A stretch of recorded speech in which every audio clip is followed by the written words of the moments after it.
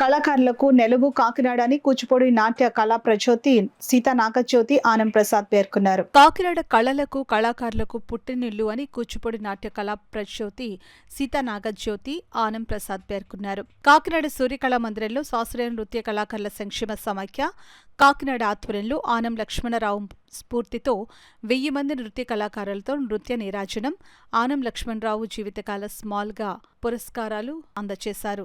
ఈ సందర్భంగా వారు మాట్లాడుతూ కూచిపూడి నృత్యాన్ని స్కూల్ దశ నుంచే బోధించాలని అన్నారు.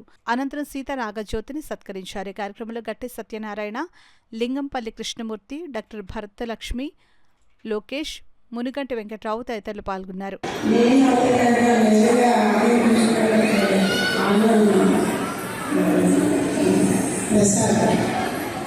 నిజంగా చెప్పుకోదగ్గ వ్యక్తి, చాలా సింపుల్.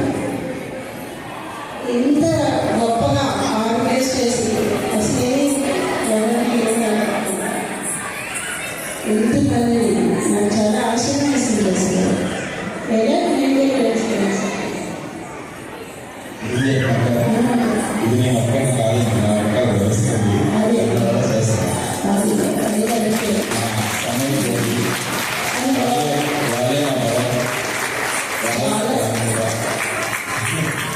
చాలా సంతోషం. ఇలాంటి కార్యక్రమం తప్పకుండా విధంగా చేయాలి. దాని గురించిన ఆరోగ్య ఐశ్వర్యాలు ఇది కమిటీ మెంబర్స్ కాదని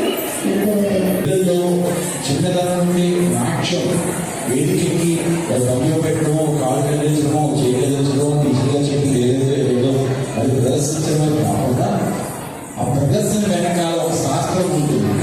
ఆ శాస్త్రాన్ని చిన్న వయసు నుండే పిల్లలకి తెలియపరచాలి.